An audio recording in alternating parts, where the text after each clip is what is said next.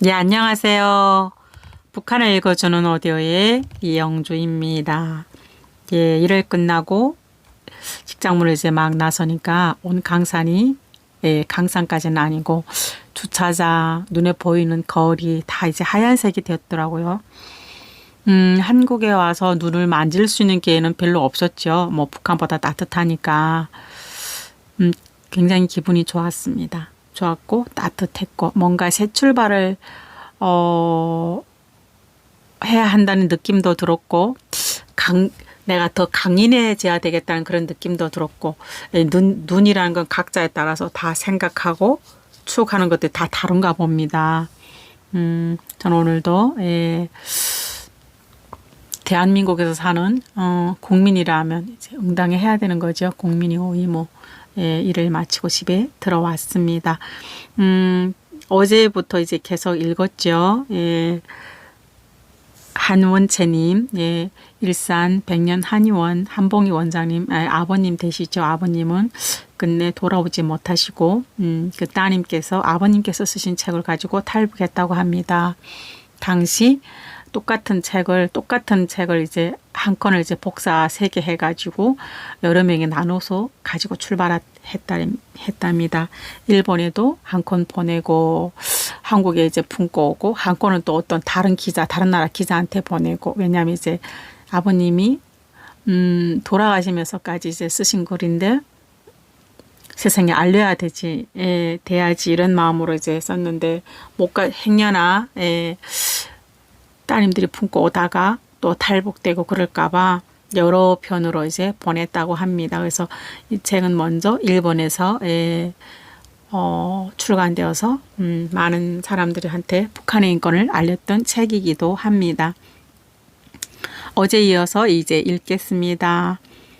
죽어라 일을 해도 부가 없는 세상, 부를 창조한 사람이 그 부를 소유하지 못하고 부를 가로채는 자가 부의 향유자가 되는 사해 악의 쓰레기통에서 사해 악취를 숨쉬며 사느니 차라리 그 속을 탈출하는 거기에 바로 나의 인생 철학이 있었다. 하여 나는 정든 고향 땅과 고향집, 손때 묻은 가장 진물을 그대로 남겨두고 이국이 하늘 아래로 서슴없이 달려온 것이다. 세상에는 좋은 사람이 많다. 고상한 인간애를 가진 참다운 운인이 수없이 많다. 그러나 간혹 나쁜 사람도 인간 속에 끼어 산다. 나는 그런 나쁜 사람에 의해 탈북 1년 만에 곤욕을 치르게 됐다. 이것은 나에게 심각한 교훈을 주었다. 지금까지 없었던 생활의 교과서를 던져주었다. 나는 이 교과서를 받아 읽고 세상을 새롭게 알게 되었고 이 세상에 다시 태어났다. 차마 말과 글로 표현하기 어려운 비인간적인 대우 속에서도 살아남기 위해 몸부림치던 3개월간의 감방수기를 공개하면서 북조선 사회를 제대로 알기 위한 운동에 조금이나마 도움이 되기를 바라는 마음이다. 2000년 1월 한원채. 이게 추천사입니다. 태영호 전 북한 외교관, 지금은 국회의원이시죠. 북녘 주민의 절규에 귀 기울여 보라. 한국에 온 지 1년 반이 흐른 2018년 2월 평소 알고 지내던 한 탈북민의 집에 갔다가 그 집에 놀러온 단아하면서도 옹골찬 여성을 알게 되었다. 주변에서 하는 말을 듣자 하니 그 여성은 북한에서 한국으로 내려와 서울 한복판에 한의원까지 차려놓은 성공한 탈북민이라는 것이었다. 많은 탈북민들이 한국 정착을 어렵게 여겨 힘들게 살고 있다. 이런 상황 속에서 한국에서 한의대를 졸업하고 한의사가 된 그의 성공 스토리는 탈북민들이 귀감이 되게 충분했다. 그때만 해도 나는 그녀의 가슴 속에 그처럼 큰 원한의 덩어리가 고여있는 줄은 미처 몰랐다. 그것은 그의 아버지인 한원채 씨 수기를 읽은 후에야 알게 된 사실이다. 그의 아버지 한 원채와 어머니는 북한에서 인테리 계급인 지식인으로서 북한 체제를 위해 수십 년 동안 양심적으로 살아온, 어찌 보면 나의 아버지 어머니와 비슷한 인생을 살아오신 분들이었다. 90년대 중반 북한에서 고난의 행군이 시작되면서 수많은 사람이 떼죽음 나던 시기, 그들의 소망은 중국으로 건너가 식량을 얻어 생명을 유지하는 것 뿐이었다. 굶어 죽게 된 인간이 배를 채우기 위해 먹을 것을 찾아가는 것은 일종의 본능이다. 그러나 북한 체제는 굶주림을 피해 살아남으려는 평범한 인간이 본능조차 허용되지 않았다. 북한은 중국으로 건너간 탈북민을 발견할 경우 자국으로 소환해 그들에게 모진 고문을 가했다. 중국으로 식량을 구하러 갔다는 이유만으로 말이다.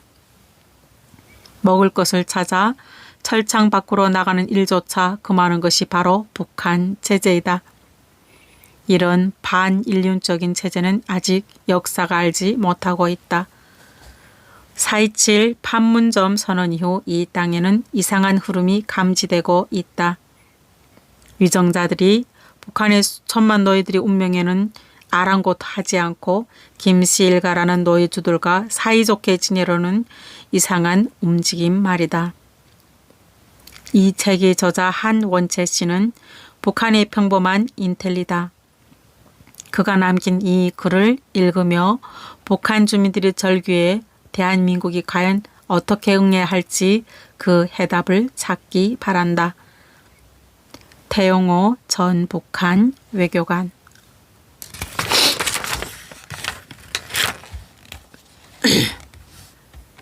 피로 쓴 원고, 폭종 종식 앞당기는 무기 대길. 한원채님이 수기를 읽는 내내 감정이 경량을 피하기가 어려웠다. 감수성 풍부한 독자라면 감당하기 어려운 것이 있을 것이다.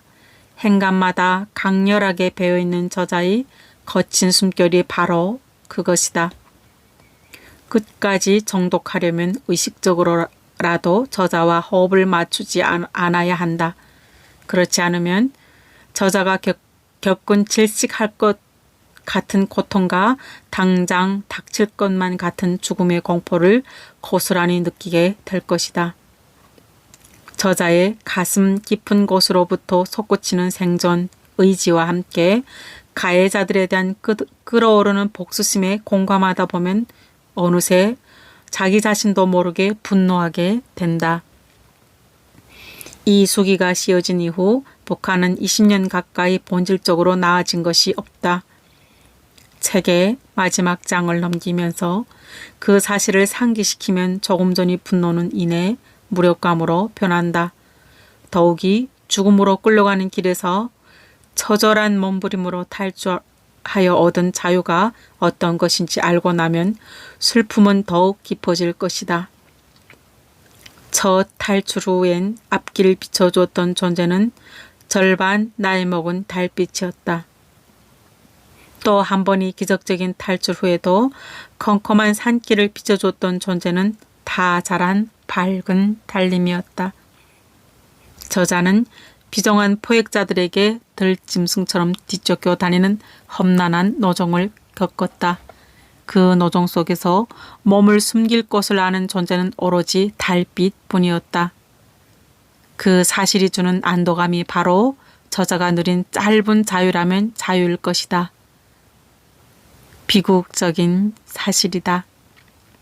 하지만 이 수기는 분노와 무력감, 슬픔으로만 끝나지 않는다. 끝없는 폭력과 잔혹한 고문, 강제노동과 거듭된 이송, 숨소리 내기조차 두려운 탈출길. 그 속에서도 저자는 북한 주민들과 아이들을 바라보는 따뜻한 시선을 잃지 않는다. 잔인한 체제를 통렬히 비판하고 세상에 알리려는 필사적인 기록 작업 중에도 고통받는 처지에 놓인 다른 이들의 삶까지 들여다보려고 애쓰는 저자의 인간애가 느껴진다. 이 책의 원제는 광명을 찾아서 나의 감방 생활 쑥이었다. 저자는 끝내 자유의 몸이 되지 못하였고 현재 생사를 알 길 없는 상황이다. 자신의 목숨과 바꾼 저자의 원고가 먼저 빛을 본 것은 슬프면서도 다행한 일이다.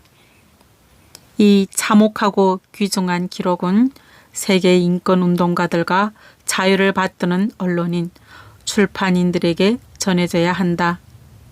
그래야만 19년 전에 저자가 든 자유의 필봉이 독자들의 마음이 움직이고 여한 행동으로 이어져 폭정의 종식을 앞당길 수 있기 때문이다. 이 책은 여러 언어로 번역되어 세계인들에게도 널리 읽혀야 한다. 정의의 편에 선 의인들이 함께 힘써 주시길 청한다. 이분은 이영환 전한기정이 워킹그룹의 TJWG 대표님이십니다.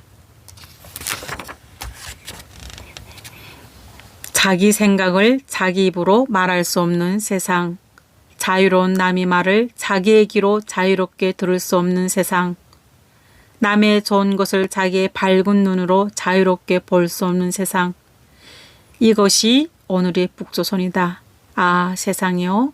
자유의 공간은 이다지도 좁단 말인가. 예, 제1장입니다. 1장 제목은 시련입니다. 정치보위부 지하 감방. 내가 중국 연길시 장백향 파출소에 연행된 것은 1999년 8월 11월 오전 10시경이다. 불시에 5명의 파출소 공안원들이 들이닥치더니 자기들의 신분증을 보이면서 나더러 신분증을 보자는 것이었다. 나는 임시 거류증을 보여주면서 태연하였다. 나의 임시 거류증을 보던 공안원들은 한족말로 나에게 무엇이라고 말하였다. 한족말을 모르는 나로서는 그들이 대화에 단 한마디도 답변할 수 없었다. 둘째 딸과 막내 아들도 함께 있었으나 그 애들 역시 한족말을 한마디도 할 수 없었다. 우리가 조선 사람이라는 것을 즉석에서 판단한 공안들은 곧 우리를 옥류하면서 자기들이 타고 온 공안 지프차에 밀어넣었다. 이리하여 우리 세 식구는 장백향 파출소에 옥류되었고 나의 가족은 1998년 8월 1일 중국에 건너와서 지금까지 살아온 경위에 대하여 구체적으로 신문받았다. 그날따라 아내와 맏딸은 아침부터 시내 일보로 나갔으므로 요행이도 공안에 잡히지 않았다. 나는 집에서 연행대에 나오면서 공안들 모르게 재빨리 방금 공안원들이 우리를 붙잡아 감으로 곧 피시나 알아라는 쪽지를 써서 잘 보이는 침대 중심에 놓았다. 우리가 연행된 직후 아내와 맏딸은 집에 와 보고 정황이 위태로움을 포착하고 즉시 집을 뛰쳐나가 객지에서 괴로운 마음 안고 눈물 삼키면서 여기저기 방랑 생활을 시작하였다.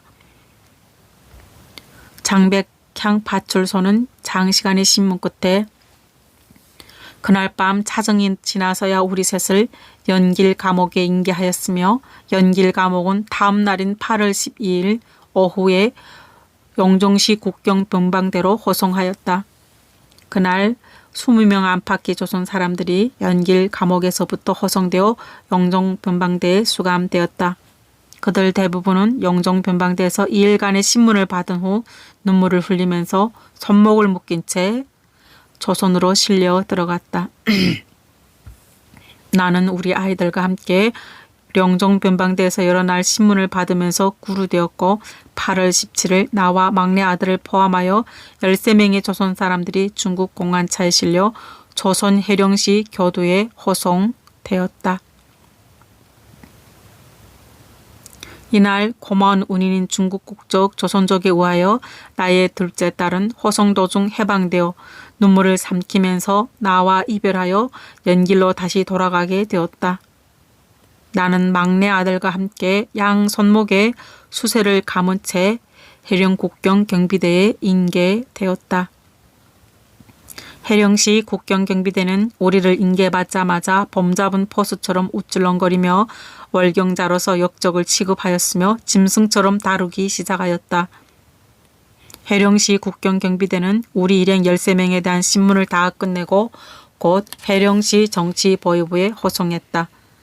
해령시 정치보위부는 탈북했다가 잡혀온 월경자들에게 엄격한 신문과 고문으로 지도하였으며 범죄 문건을 작성하기 시작하였다. 예, 여기까지 읽었습니다. 저도 북송된 기억이 있으니까 이제 이 글을 읽는데 막 괜히 입이 마르고 숨쉬기조차 되게 어려웠습니다. 그 숨막히고 무섭고 떨리는 상황을 감히 어떻게 글로 다 표현하겠습니까? 내가 사람이 아니고 짐승이 되는 그 순간들을 어떻게 다 그 인간이 그리는 그런 것들이 다 없거든요. 굉장히 이제 마음이 아팠습니다. 예. 그리고 아버지가 아들과 같이 사랑하는 자기 자식과 같이 족쇄를 묶고 간다는 것 자체가 얼마나 슬펐겠습니까? 북한의 현실이었습니다. 감사합니다. 다음 부에 뵙겠습니다. 이영주였습니다.